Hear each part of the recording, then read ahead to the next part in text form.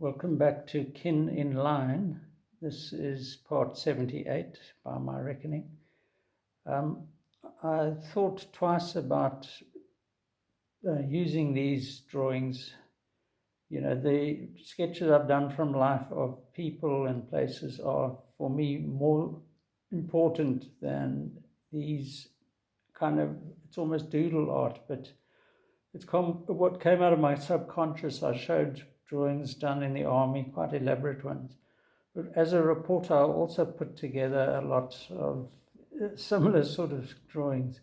So anyway, Bob Dylan said, "Don't think twice, it's all right." So I won't think again about whether or not to use this, because I think these are valuable in that they, not so, the drawings I quite enjoy, but it's also the context. I mean, the Port Elizabeth Publicity Association, on which I drew these, it was a bit of a joke at the time. It showed they tried desperately to outdo places like Durban, which were superbly marketed in the day.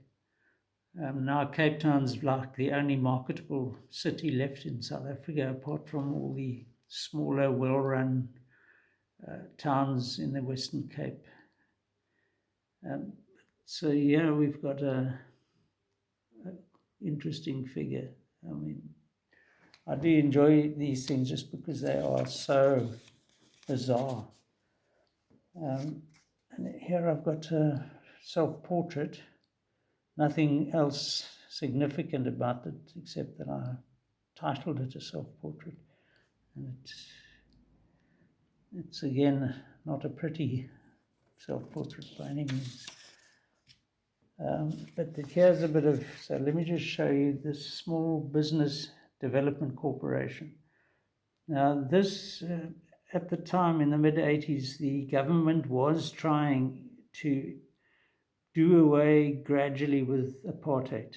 And the SPDC was a non-racial thing. They tried to encourage businesses and even had hives of industry with people of all races sort of helped to establish businesses. Anyway, I converted this little compliment slip into another wacky drawing.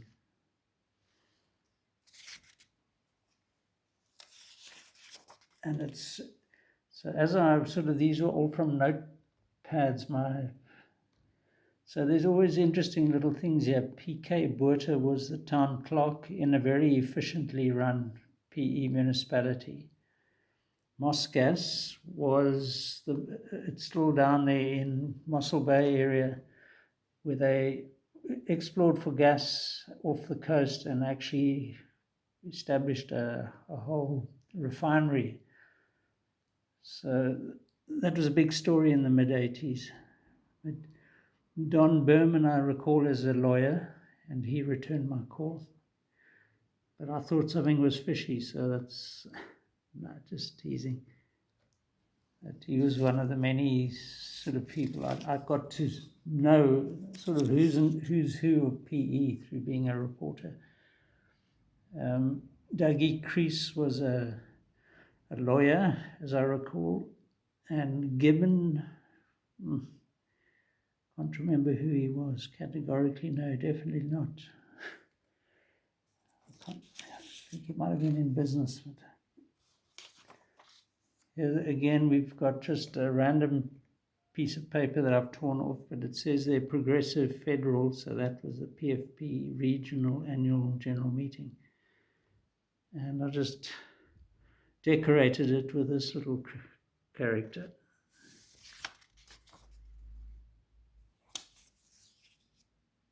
Even this tiny little corner of a page, which I kept simply for the sketch.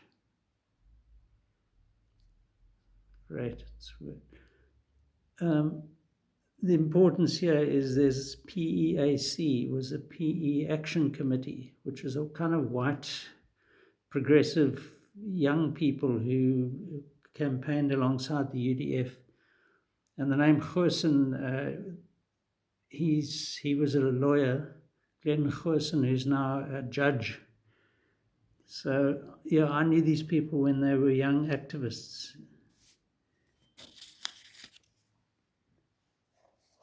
Actually, just by coincidence, here we have, let's just have it on its side, Action Committee. So that's PEAK, PE Action Committee. 89, I see this is. So something about the election in Kleinskool, which is a suburb, coloured people mainly. Anyway, I did this little drawing of a man with breasts, which would be quite politically correct today's world.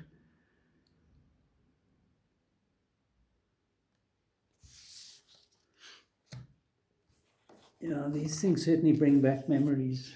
So here again, Lawyers for Human Rights, 1988, and they were also like very guest speaker, human rights conference.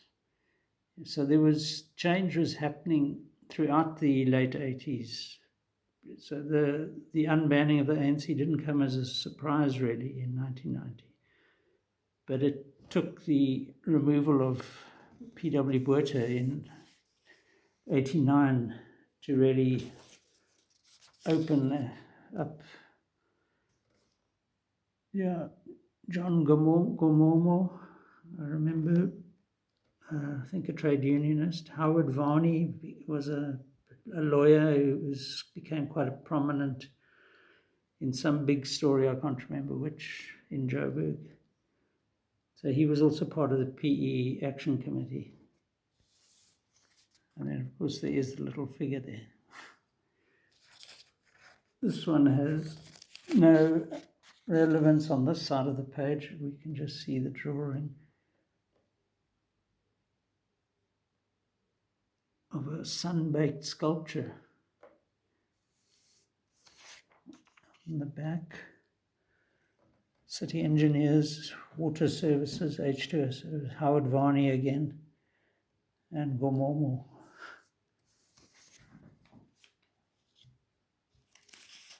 Yeah.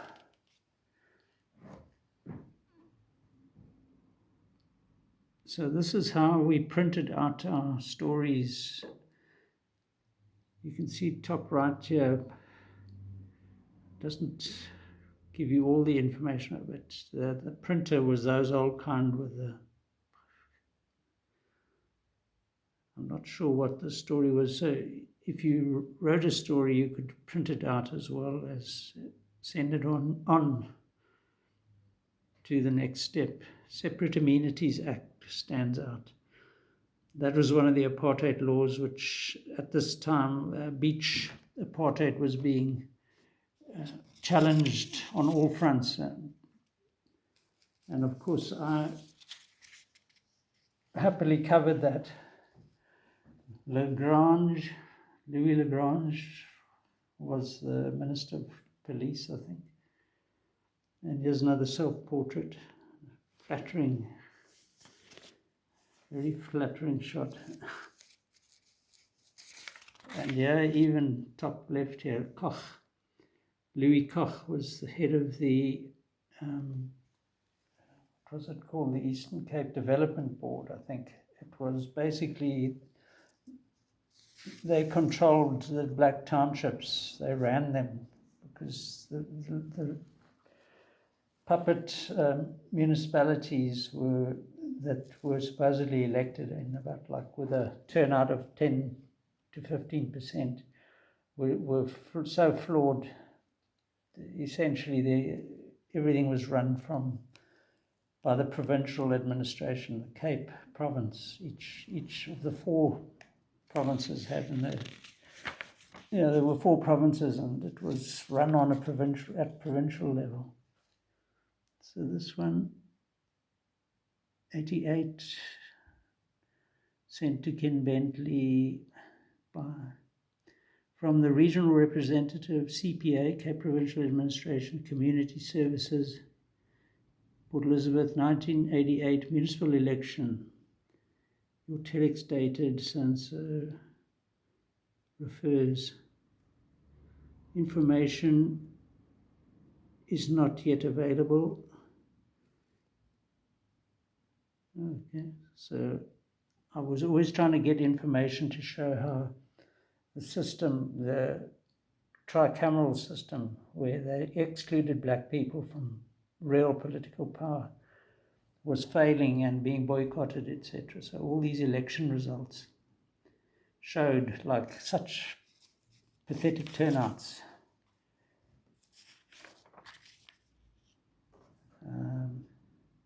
So here's a nice full page of a printout from that you could print. So do you want to do anything more on the Sue? So Sue might have been the chief sub or something. So she would have got this from SAPA, yeah, SAPA, the South African Press Association. From Port Elizabeth is the dateline. The Minister of Constitutional Development, Chris Yanis, will address a National Party meeting on Friday night, blah, blah, blah. Pik Botha is there. But if you look at the top here, Newsdesk EPO, Evening Post. Yeah, I mean, this was just a different world before the PCs, ordinary personal computers. And we didn't look at our little figure here. So he looking at the page, doesn't look too interested in doing anything.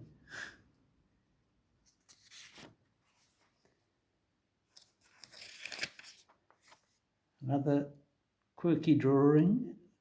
I'm using the English version of drawing now. It's easier. It rolls off the tongue, rolls off. So every day each working day I would have to make a list of the stories I was meant to do on the day. And this seems to be Professor Olivier, number of detentions, something or other. Slubbert on state of emergency. Sazria on number of claims. Wayne Mitchell, he was a prominent member of the IDASA. So, yeah.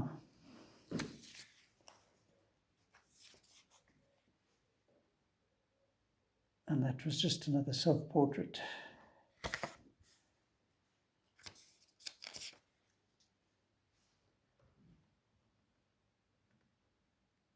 Kept for that little drawing. Yeah.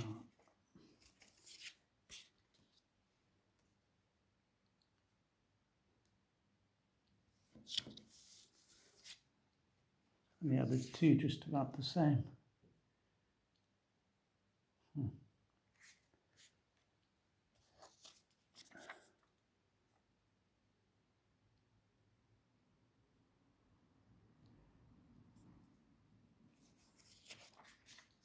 It's on the 13th of the 7th of whatever year this was. I did this little creature.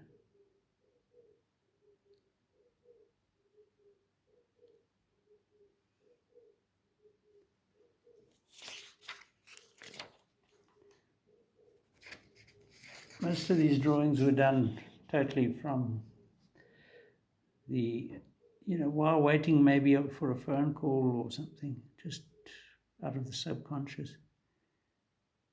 Yeah, I also, when I went reporting on any story, I would compile a list of questions. And here I was going to meet Mr.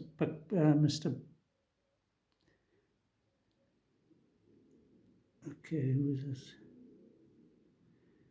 I don't know which Botha this was. It might have been PK or Pik. Anyway, there's a list of questions. That was my sort of preparation. Often that would take a long time because you'd have to go into the files and research the thing and, whatever the issue was. So here we've got just a weird Dirk Ace.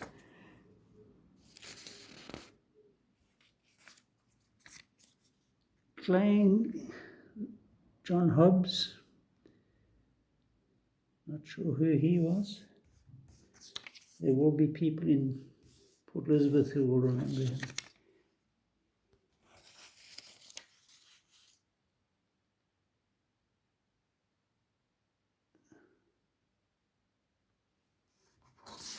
Any clues here? Provincial Gazette, September the 1st.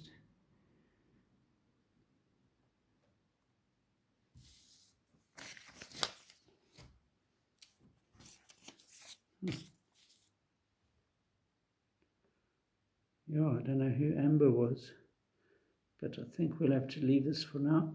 Till next time, cheers.